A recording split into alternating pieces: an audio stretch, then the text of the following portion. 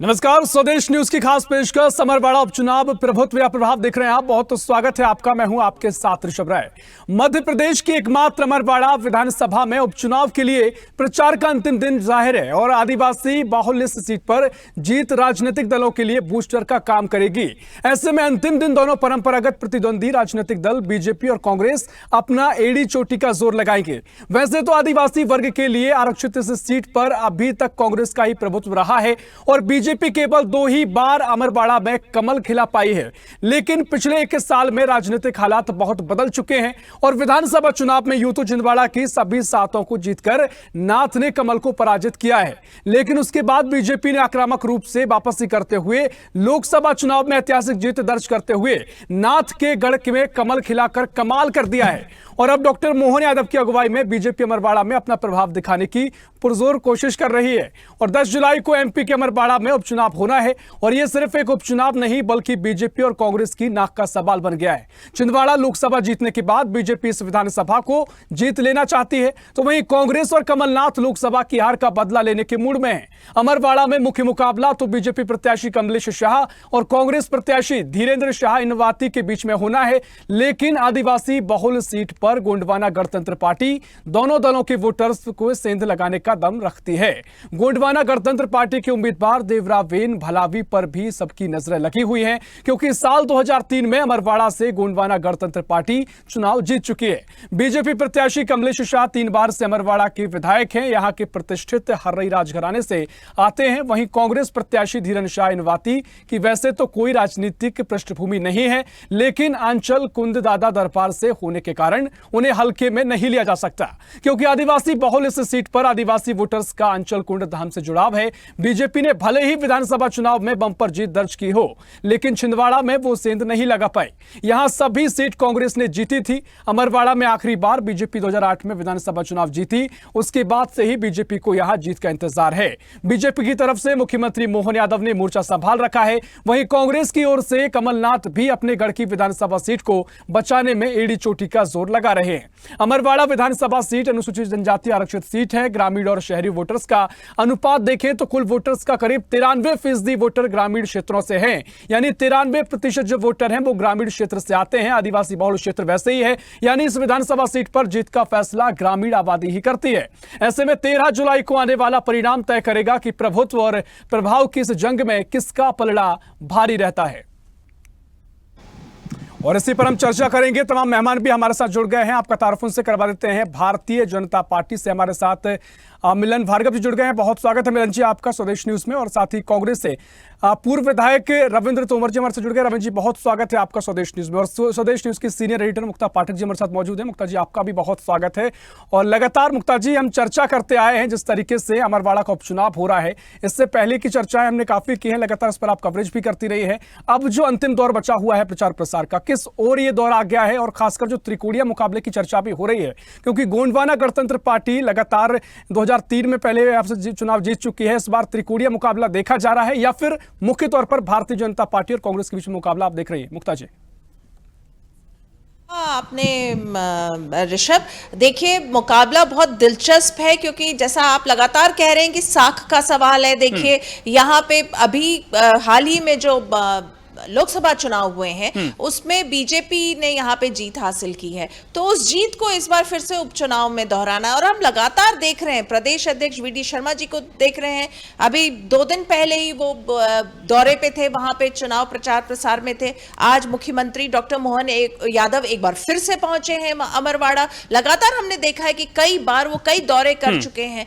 तो बीजेपी का साख का सवाल है और बीजेपी की रणनीति जिस तरह से छिंदवाड़ा लोकसभा में सफल हुई थी, तो उसी को सफल एक बार और उस सफलता को दोहराना है। और बीजेपी का यह मानना है कि अभी तो जीत हासिल हुई है, तो एक बार ये फिर से हो सकता है। और दूसरा, जिस रणनीति पे बीजेपी ने काम किया था लोकसभा में, उसको उपचुनाव में दोहराना है। और जो कैंडिडेट है बीजेपी के, वो पहले कांग्रेस में रहे हैं और जीते हुए कैंडिडेट है, तो एक एज है। और अगर हम बात करें कांग्रेस की, तो देखिए कांग्रेस ने भी बहुत अच्छा एक डिसीजन लिया है। जिस हिसाब से उन्होंने कैंडिडेट का जो चयन किया है है, लेकिन क्या ये कैंडिडेट के चयन से क्या कांग्रेस अपना जीत दोहरा सकती है, ये देखना होगा। क्योंकि यहाँ पे कमलनाथ की भी साख का सवाल है, जिस तरह से वो लोकसभा हार गए तो क्या उपचुनाव में वो जीत हासिल करा पाएंगे। हमने देखा है उनको इमोशनल कार्ड खेलते हुए भी देखा है कि उन्होंने किस तरह से एक चुनाव सभा में वो उन्होंने अपने सारे जनता के बीच में उन्होंने पूछा कि मुझसे क्या गलती हुई, मैं तो 4 दशक से आपको जो है आपकी सेवा ही कर रहा हूं। और बट उसके बाद उन्होंने एक कॉन्फिडेंस भी जाहिर करी कि जो कांग्रेस का कैंडिडेट है वो उनके साथ आने वाले समय में विधानसभा में बैठेगा। तो देखिए यहाँ पे साख का बहुत बड़ा सवाल है, कांग्रेस हो बीजेपी हो। निश्चित तौर पर देखिए साख का सवाल है कि महत्वपूर्ण प्रतिक्रिया। और मुक्ता जी आपसे चाहूंगा, जिस तरीके से गोंडवाना गणतंत्र पार्टी भी मैदान में है, क्या कुछ भूमिका आप गोंडवाना गणतंत्र पार्टी की देख रही हैं? क्योंकि जिस तरीके से 2003 का चुनाव में जीतने का कहीं ना कहीं उनका एक रिकॉर्ड रहा है, तो क्या चुनौती कांग्रेस या बीजेपी को पेश कर सकती है? किसी का वोट वो कहीं की वोट बैंक में हमला बोल सकती है? क्या कुछ स्थिति आप गोंडवाना गणतंत्र पार्टी को लेकर देख रहे हैं? जी बिल्कुल, बहुत वाजिब सवाल है ऋषभ कि क्या वोट प्रतिशत जिस हिसाब से कांग्रेस और बीजेपी की हम बात करें तो किसको इफेक्ट होगा, ये देखने का सवाल है। तो मुझे ऐसा लगता है कि इस वक्त जो हालात हैं उसमें वोट प्रतिशत पे असर आएगा तो वो कांग्रेस के आ सकता है। निश्चित तौर पर देखिए वक्त भी बताएगा। हालांकि आपने जिक्र किया क्योंकि कमलेश शाह जो हैं वो ऑलरेडी कांग्रेस के नेता रहे और अब बीजेपी में शामिल हैं, तो कहीं ना कहीं भारतीय जनता पार्टी का यहां पर फिलहाल तो स्थिति मजबूत दिखाई दे रही है, लेकिन वक्त बताएगा। हालांकि चुनाव प्रचार का आखिरी दौर बचा हुआ है। मिलन भार्गव जी, मैं आपके पास आ रहा हूं, क्या कुछ स्थिति आप देख रहे हैं फिलहाल की स्थिति में? क्योंकि कांग्रेस भी यहां पर दावे कर रही है, कमलनाथ भी अब सक्रिय हैं, कोई चुनौती पेश भारतीय जनता पार्टी के सामने दिखाई दे रही है? नहीं, ये पनौतियों से लड़ाई है। जिस विचार को लेकर कांग्रेस पार्टी चल रही है, जिस पनौती के विचार को लेकर वो आगे बढ़ रही है, उन्होंने अपनी मंशा स्पष्ट कर दिया। आप देखिए देश में सरकार प्रधानमंत्री नरेंद्र मोदी जी के नेतृत्व में जब से बनी है, कांग्रेस पार्टी बौखला गई है। वो लगातार जिस प्रकार से हिंदू को चिढ़ाने का, नीचा दिखाने का प्रहार कर रही है, सनातन को अपमानित कर रही है, राम मंदिर आंदोलन के पीछे पड़ी है, उसको नकारने का काम कर रही है, तो उन्होंने अपनी स्पष्ट मंशा जाहिर कर दी। वही विचार पूरे देश में जब सबको समझ आ रहा है कांग्रेस पार्टी किस विचार को लेकर चल रही है। हम वही विकासवादी सोच के साथ सनातन को आगे बढ़ाने के लिए, मध्य प्रदेश को विकसित से लेकर स्वर्णिम बनाने के लिए आगे बढ़ रहे हैं। और आगे बढ़ने में जिस प्रकार से कमलेश शाह जी ने अपना चुनाव जीतने के बाद जिस प्रकार से इस्तीफा दिया और ये चुनाव पुनः उपचुनाव के रूप में हो रहा है, तो ये तय मानिए क्योंकि जो ट्रैक रिकॉर्ड है वो लोकसभा चुनाव में हम वहां जीते हैं, प्रचंड जीत के साथ जीते हैं, और ये अमरवाड़ा की सीट से भी भारतीय जनता पार्टी ने लीड हासिल की है। तो ये व्यवहारिक रूप से बताता है कि भारतीय जनता पार्टी के पक्ष में वहां का माहौल है, जनता है, और कमलेश शाह जी एक अनुभवी नेता हैं और उनको जनता ने बार बार आशीर्वाद देके सदन में पहुंचाया है और अपने विचार को रखने के लिए और क्षेत्र के विकास के लिए उनको प्रतिनिधि बनाया है। तो ये मानकर चलिए हम प्रचंड जीत के साथ वहां वापसी कर रहे हैं और भारतीय जनता पार्टी का चुनाव चिन्ह वहां जीत रहा है। क्योंकि जिस प्रकार से मध्य प्रदेश में आने वाले 5 वर्षों में स्वर्णिम कालखंड देखना है, तो वो क्षेत्र भी अछूता ना रह जाए। तो इसीलिए वहां की जनता ने भी तय कर लिया है कि भारतीय जनता पार्टी के पक्ष में वोट देना है और भारतीय जनता पार्टी के प्रतिनिधि के रूप में कमलेश शाह जी को सदन में पहुंचाना है। निश्चित तौर पर देखिए आपकी एक पूरी रणनीति है, उसके तहत आप भी काम भी कर रहे हैं, लेकिन रविंद्र जी हमारे साथ अभी जुड़े नहीं हैं, उससे हम आज कोशिश करेंगे उनको जोड़ेंगे आगे और चर्चा को हम आगे बढ़ाएंगे। मिलन जी आप ही के पास लौटूंगा क्योंकि जिस तरीके से आपने पूरी रणनीति का जिक्र किया, साथ ही 2008 में आप आखिरी बार अमरवाल से चुनाव यहाँ पर जीते थे, तो इस बार क्या आप अलग देख रहे हैं? और खासकर जो दिलचस्प इस बार की लड़ाई देखने को मिली है, विधानसभा चुनाव में सभी सीटों पर छिंदवाड़ा की कांग्रेस यहाँ पर हावी रही, उसके बाद बदला आपने लोकसभा से लिया, कांग्रेस का एकमात्र गढ़ आपने ढहा दिया, लेकिन अगर अब क्रमशः जो स्थिति बन रही है, पहले कांग्रेस फिर बीजेपी, तो अब तो कांग्रेस की बारी है। देखिए ये बदले की भावना की लड़ाई नहीं है, ये वैचारिक लड़ाई है, क्योंकि हम जिस विचार को लेकर चल रहे हैं उसमें पारदर्शिता है, उसमें सबका साथ, सबका विकास, सबका विश्वास है, और सबका ही जिस प्रकार से विश्वास के साथ देश आगे बढ़ रहा है, उस प्रगति कर रहा है, उसमें वसुधैव कुटुंबकम का जो विचार भारतीय जनता पार्टी लेकर चलती है, हम किसी भी विचार को कुचलने की नीति नहीं रखते हैं। हम इस देश विरोधी नीतियों का विरोध करते हैं जो कांग्रेस पार्टी हमेशा से करती आई। आप सनातन को गाली देकर आपको कौन सी खुशी हो रही है, कांग्रेसियों से पूछिए। इनको कौन सी खुशी हो रही है हिंदुओं को हिंसक कह के? इनको कौन सी खुशी होती है जो सनातन को ये एड्स और डेंगू मलेरिया से तुलना कर देते हैं? आखिर आप अपने विचारों को लेकर चलिए, आप वेटिकन से चलिए, आप इटालियन संतान के नेतृत्व में काम कर रहे हैं, तो निश्चित रूप से आप अपना विचार आपको श्रेष्ठ लगता होगा, लेकिन हिंदुओं को छुड़ाने का अधिकार आपको कभी किसी ने नहीं दिया। आप अपनी मर्यादाओं में रह के जनहित के काम करते तो आज ये हश्र नहीं होता। लेकिन जिस प्रकार का हश्र से कांग्रेस पार्टी गुजर रही है, उसमें ना विचार है, ना नीयत है, ना नेता है। इन सब के अभाव में कांग्रेस पार्टी आज खत्म और समाप्ति की दिशा में आगे बढ़ रही है। वहीं अमरवाड़ा में भी आप देखिएगा बहुत बुरी तरह से कांग्रेस पार्टी हार होगी, क्योंकि ना ही इनके पास आधार है। इनसे पूछ लीजिए किन मुद्दों को लेकर ये जा रहे हैं, और इनका नेतृत्व सामूहिकता के साथ चुनाव लड़ भी रहा है नहीं रहा। तब देखिए वहां कमलनाथ जी चूंकि फ्रेंचाइजी होल्डर हैं कांग्रेस पार्टी के, कमलनाथ जी और नकुलनाथ जी नजर आते हैं।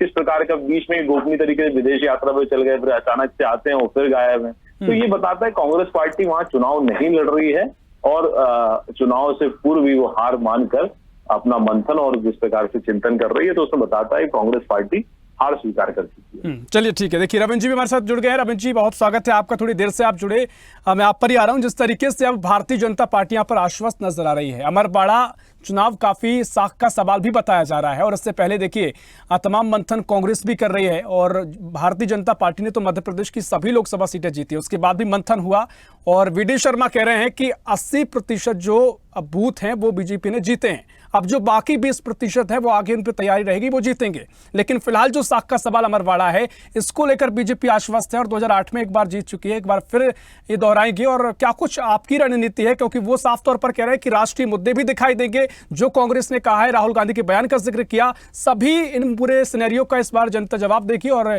कहीं ना कहीं साख का सवाल तो दिखाई दे रहा है। क्या कुछ आप कहेंगे रविंद्र जी? मेरा तो ये कहना है कि जनता है अमरवाड़ा की, और उसका वोट पूरी तरह से कांग्रेस के लिए है।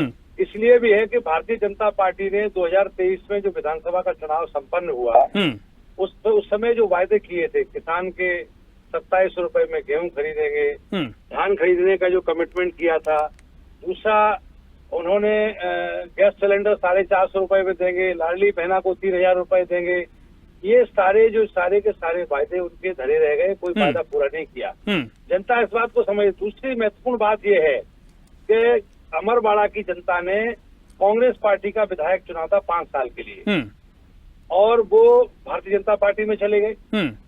तो इसलिए जनता में ये नाराजगी भी है कि हमने कांग्रेस को वोट दिया और आप भाजपा में चले गए बिना पूछे। तो इसलिए भारतीय जनता पार्टी को नकारेगी वहाँ की जनता। रविंद्र जी, इस पर तो जमकर चर्चाएं भी होती आई हैं। अब तुम प्रचार के आखिरी दौर में पहुंच गए हैं, सवाल फिर आपको वही उत्तर मिलेगा। मासूम तो इतनी कांग्रेस नहीं है, कमलेश शाह हैं, वो भी सब सोच समझकर ही बीजेपी में आया था, उन्होंने पूरा दामन थामा है।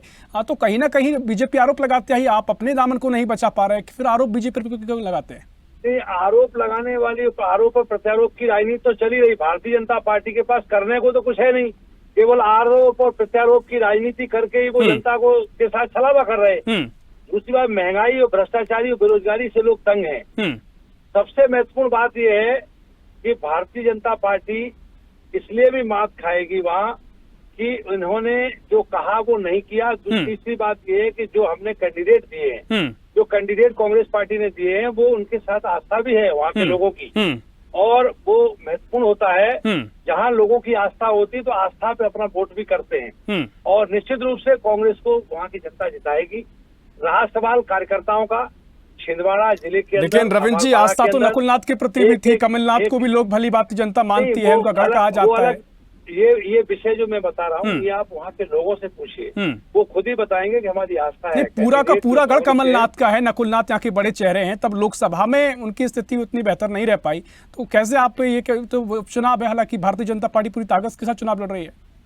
चुनाव कई बार समीकरण में भी जीते हारे जाते हैं, इसका अर्थ ये नहीं है कि हार गए तो वोट नहीं मिले। नकुलनाथ जी को 1 लाख वोट का अंतर रहा भारतीय जनता पार्टी और कांग्रेस के वोट का, तो बाकी जो मतदाताओं ने वोट दिए वो भी तो छिंदवाड़ा के निवासी हैं। क्या उनका भी कोई विचार है, उनकी भी कोई मंशा है? क्या ऐसा तो नहीं कि पूरे के पूरे वोट भारतीय जनता पार्टी को लोकसभा में चले गए? 1 लाख मतदाता का ही तो अंतर है, बाकी जो मतदाता वहाँ 4.5 लाख जो वोट मिला है, वो वोटर भी तो वहीं के हैं। उनकी ठीक है। देखिए मैं मुक्ता जी के पास आऊंगा, उससे पहले रविंद्र जी आप कुछ कहना, मिलन जी आप कुछ कहना चाह रहे हैं, क्विक रिएक्शन आपका चाहूंगा। और जो वो कह रहे हैं कि आस्था उनकी कांग्रेस के प्रत्याशी के पर जो जनता है उनकी आस्था उनमें दिखाई दे रही है, तो उनकी जीत सुनिश्चित है। एक बात तो स्पष्ट रविंद्र जी ने कर दी कि कांग्रेस पार्टी ने जिस प्रत्याशी को खड़ा किया है वो कांग्रेस के विचारों को लेकर, कांग्रेस के दशकों रहने वाली सरकारों के कार्यों के आधार पर वोट नहीं मांग रहे हैं, वो आस्था पे वोट मांग रहे हैं। और रविंद्र जी ने एक बात और स्पष्ट कर दी कि जितने वोट मिलते हैं, आखिर कांग्रेस की प्रत्याशी को जो वोट मिले हैं उसके नेता तो वो हैं। अच्छी बात है कि लोकतंत्र में यही तो है, लेकिन आखिर क्या कारण है कि कमलनाथ जी और नकुलनाथ जी को इस बात को तो समझ नहीं आ रही है। वो किस प्रकार से हार हताशा के बाद वो गिर गए और गोपनीय यात्राओं पर छिंदवाड़ा को अनाथ छोड़ दिए हैं कमलनाथ जी। तो ये बताता है कि उनको बताइए, आप जताइए कि आपको इतने वोट तो मिले, आप सक्रिय तो रहिए, भारतीय जनता पार्टी से लड़ाई लड़िए, कांग्रेस के विचार के लिए काम करिए। अरे जब आपके जीतू पटवारी जी को उन्होंने नेतृत्व के रूप में अस्वीकार कर दिया है, कांग्रेस को बेहाल छोड़ दिया है, आप चाहे जितनी उनसे बात करते रहिए कि आप नेता हैं, लेकिन वो अपने आप को नेता नहीं मान रहे हैं, क्योंकि कंपनी सीईओ की तरह काम करने वाले नेताओं को हार पच नहीं रही है। जिस बुरी हार इस पराजय को देखकर कमलनाथ जी और उनका परिवार नदारत है, तो ये आप मानकर चलिए जीतू पटवारी जी की बस की बात नहीं है चुनाव लड़ने की, इसलिए वो भी भोपाल में रहकर चिंतन मंथन करने लगे बीच चुनाव में। तो ये बताता है कि अमरवाड़ा का चुनाव हम जीत गए और जनता प्रचंड जीत का आशीर्वाद देकर जो मध्य प्रदेश में विकास कार्य चल रहे हैं वो वहां भी आगे बढ़ेंगे। ठीक है, देखिए महत्वपूर्ण बातें आप कह रहे हैं रविंद्र जी। क्विक रिएक्शन आपका भी मैं ले रहा हूं, फिर मुक्ता जी के पास जाऊंगा। रविंद्र जी। जी देखिए, कहने की बात तो बहुत कुछ है। जैसे अभी प्रवक्ता जी बता रहे कि मैंने ये आस्था पे वोट मांग रहे। भारतीय जनता पार्टी अगर आस्था पे वोट मांगती है तो किसी को कोई तकलीफ नहीं होना चाहिए, और अगर कांग्रेस पार्टी आस्था की बात कर दे तो अपराध हो गया। तो वो ये भी कह रहे हैं कि राहुल गांधी कह रहे हैं कि हमने राम मंदिर आंदोलन को हरा दिया है। ये स्थिति में जो फिलहाल जो स्थिति बनी है, तो ये तमाम बातें तो कांग्रेस स्थिति पैदा करती है ना। ये आरोप आप पर लगते हैं, वाजिब आरोप लगते हैं। मैं कह रहा हूँ ना, अभी आरोप अब मेरे सामने की बात है, जो मैं कह रहा हूँ उसका जवाब दो ना आप। मैंने अभी कहा है कि हाँ, कांग्रेस के कैंडिडेट के प्रति आस्था भी है वहाँ की जनता की, वहाँ के लोगों की। तो ये इसको नकार सकते क्या? और कह रहे हैं कि आप आस्था पे वोट मांग रहे हैं। आस्था पे वोट तो आप मांग रहे हैं और हम आस्था पे वोट मांग रहे हैं, तो क्या बुराई है इसमें? दूसरी बात ये आप स्वीकार कर रहे हैं, आप भी राजनीति कर रहे हैं, आप भी बिल्कुल जिस तरीके से जो आरोप लगाते हैं वो आप पर भी लगना चाहिए। कमलनाथ जी के बारे में जो कहा है, कमलनाथ जी छिंदवाड़ा की जनता के लिए पूरी तरह से समर्पित 40 साल से हैं, और अब जब तक जीवित रहेंगे, धरती पर रहेंगे, जब तक आस्था उनकी वहाँ की जनता के लोगों के प्रति उनकी भावना बहुत अच्छी है, और उनके ही बीच में रह करके वो हमेशा काम करते आए। 40 साल हो गए, आगे भी करेंगे। रहा सवाल कांग्रेस के बुराई के अलावा भारतीय जनता पार्टी के पास कोई मंत्र नहीं है। सिर्फ कांग्रेस की बुराई, काम उन्हें कुछ करना नहीं है। बेरोजगारी पे कोई चिंता नहीं करनी, महंगाई पे कोई चिंता नहीं करनी, भ्रष्टाचारी पे कोई अंकुश नहीं लगाना। केवल कांग्रेस की बुराई के अलावा भारतीय जनता पार्टी के पास कोई काम नहीं है, सिर्फ कांग्रेस की बुराई। और मैं ये आपसे कह रहा हूँ कि ये छिंदवाड़ा की जनता, अमरवाड़ा की जनता और कांग्रेस पार्टी के प्रत्याशी को आशीर्वाद देगी, और कांग्रेस पार्टी अमरवाड़ा में चुनाव। ठीक है, मुझे बिल्कुल याद है कि जब भी हम चर्चा करते थे, और यही जो चर्चा थी जब बीजेपी ने माहौल बनाया था और छिंदवाड़ा को लेकर चर्चा थी कि छिंदवाड़ा पर कौन जीतेगा, बीजेपी कह रही थी एक बार सुनिश्चित है हमारी जीत, तब भी कांग्रेस कहती थी कि रिजल्ट बताएगा और हम पूरी तरीके से आश्वस्त हैं। लेकिन वाकई में लोकतंत्र में जनता का मत ही सर्वाधिक महत्वपूर्ण होता है, तो वो तो समय बताएगा। लेकिन मुक्ता जी, मैं आपके पास आ रहा हूँ। जिस तरीके से दोनों ही नेता ने अपनी बात रखी है, क्या कुछ तस्वीर नजर आ रही है? क्योंकि भारतीय जनता पार्टी के पास सुनहरा मौका भी है, कमलनाथ को हराया है, उनके गढ़ को डहाया है, और छिंदवाड़ा में एक बड़ी जीत के बाद लोकसभा में एक मौका भी है, क्योंकि साख का सवाल जरूर कहा जा रहा है। लेकिन भारतीय जनता पार्टी यहाँ पर मजबूत है। हालांकि क्या आपको ऐसा लगता है कि इस बार जिस तरीके से कांग्रेस की हार छिंदवाड़ा में हुई है, कोई भावनात्मक सपोर्ट यहाँ पर जो आदिवासी बाहुल क्षेत्र है या फिर यहाँ की जनता है वो कांग्रेस को मिल सकता है कि कमलनाथ भी भावुक अपील कर रहे हैं? क्या कुछ आप देख रहे हैं, किस तरह के समीकरण यहाँ से बनते नजर आ रहे हैं?